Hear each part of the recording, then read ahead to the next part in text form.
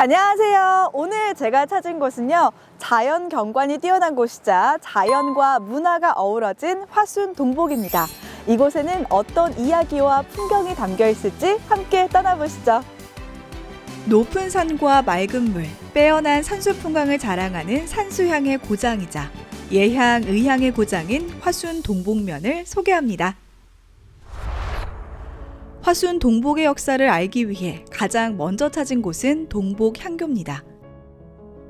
동복향교는 과거 지역 인재를 양성하고 선현들의 제사를 지내는 곳인데요. 유교 사상과 선비 정신이 고스란히 담긴 곳으로 1985년 전라남도 문화유산 자료로 지정됐습니다. 네, 이곳이 바로 동복향교인데요. 옛 모습을 그대로 간직하고 있어서 이곳에 오면 향교의 멋스러움과 고즈넉함을 느낄 수 있습니다. 화순을 대표하는 3대 향교 중 하나로 당시 화순에서 유교 문화가 성행했다는 것을 보여주는 역사적인 공간입니다. 한국전쟁 당시에는 향교 전체가 불에 타 없어져 버리기도 했는데요. 1959년 대성전을 다시 세운 후 지금의 모습을 갖출 수 있게 됐습니다. 조선시대의 유교 정신을 느끼고 싶으시다면 동복향교 방문해보세요. 이번에 둘러볼 곳은 화순의 8경 중 한 곳이자 아름다운 숲길로 손꼽히는 화순 연둔리 숲정입니다.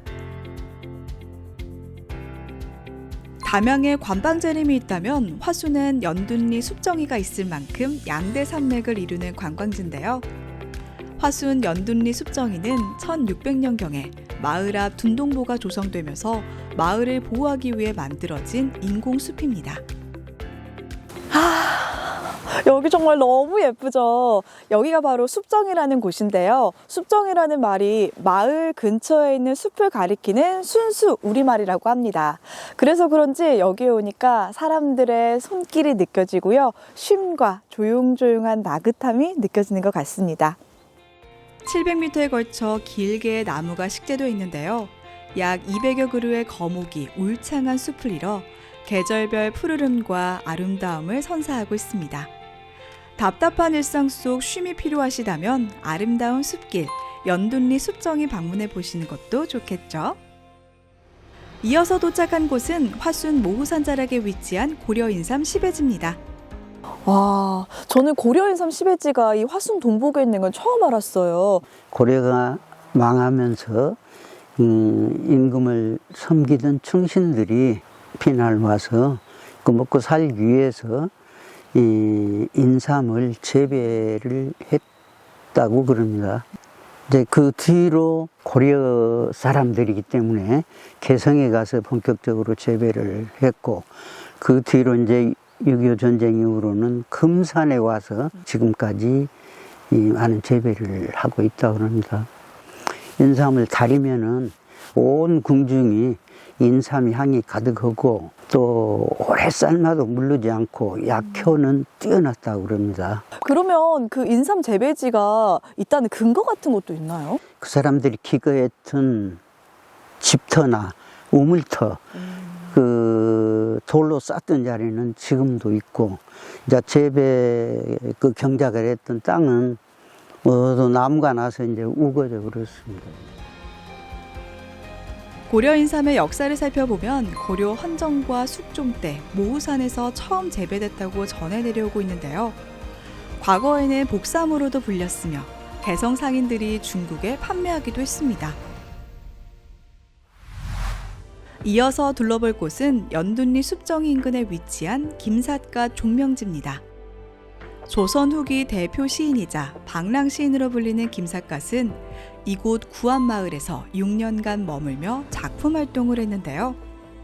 방랑을 멈출 만큼 화순의 빼어난 절경에 반한 김삿갓은 화순 적벽 등을 유람하며 적벽강이 깊다더니 모래 위에 흐르는구나 등의 주옥 같은 시를 남기기도 했습니다. 네, 방랑시인 김삿갓이 운명할 당시 머물렀던 종명지입니다. 방랑시인 김삿갓도 반했던 고즈넉한 풍경이 그대로 간직된 곳이기도 하죠. 화순 구석구석에는 방랑시인 김삿갓의 흔적이 남아있는데요. 그동안의 방랑에 마침표를 찍은 김삿갓은 이곳에서 마지막 여생을 보냈습니다. 이어서 찾은 곳은 화순 동복을 대표하는 5일장, 화순 동복 재래시장입니다. 1964년에 시작돼 매달 2일과 7일에 장이 열리는데요. 과거에는 사람들로 북적였지만 현재는 소박하고 정겨운 모습으로 남아 있습니다. 이제 정이 들었죠. 이제 오래 하다 보니까 어른들하고 정도 들고 하는 지가 한 15년 됐으니까 단골들도 많죠. 예. 사람 사는 냄새가 물씬 나는 화순 동복장. 누군가는 이 장을 통해 어린 시절의 향수를, 또 다른 이는 이 장을 통해 색다른 경험과 추억을 느낄 수 있는데요. 싸고 물건 좋고 그러죠. 네네.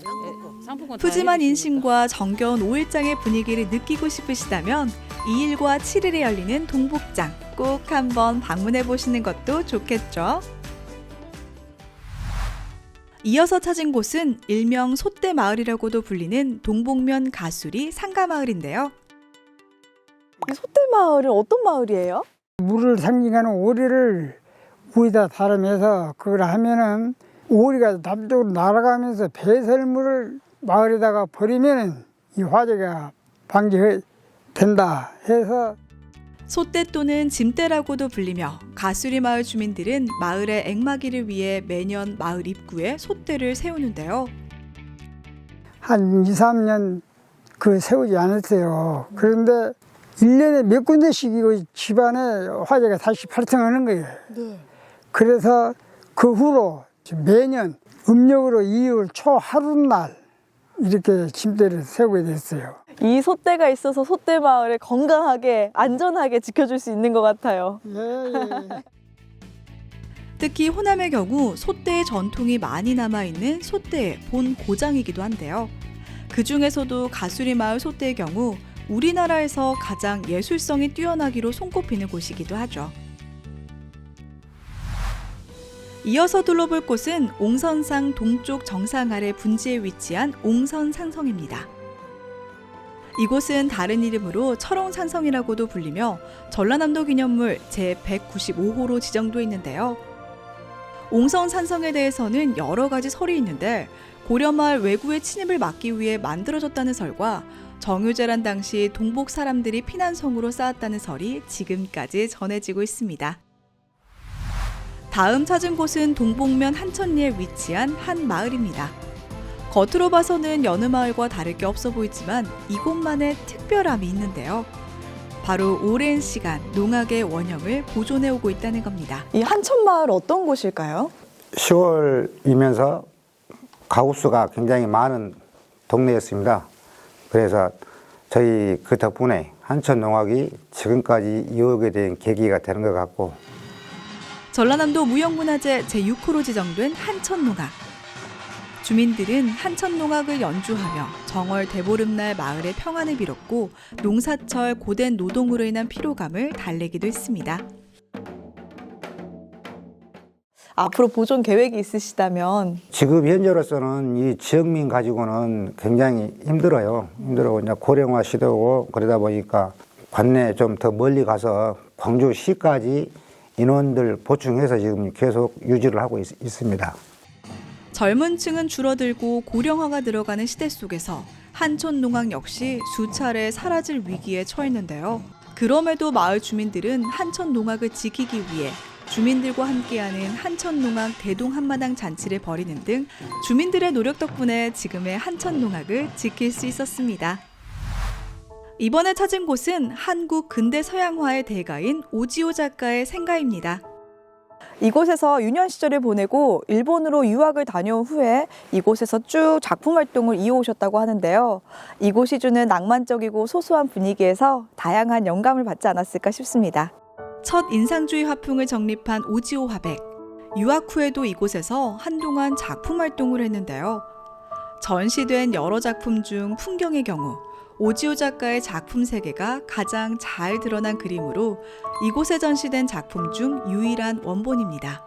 오지오 작가 생가 곳곳에는 활동 당시의 모습이 고스란히 담겨 있습니다. 마지막으로 둘러볼 곳은 동복면 연월리에 위치한 조선 후기 서원인 도원서원입니다. 유학진흥에 크게 기여했던 최산두, 이멍영, 정구, 안방준 등 4명의 유학자를 모신 서원인데요. 이곳에 오니까 정말 고즈넉한 느낌을 가득 느낄 수가 있는 것 같아요. 흥선대원군의 서원 철폐령에 따라 회철됐지만 최 씨 후손들에 의해 복원됐는데요. 2001년 7월 화순군 향토문화유산 제4호로 지정됐습니다. 예향, 의향, 산수양의 고장인 화순 동복면. 고즈넉한 휴식이 가득한 동복면에서 바쁜 일상 속 삶의 쉼표를 찍어보시면 어떨까요?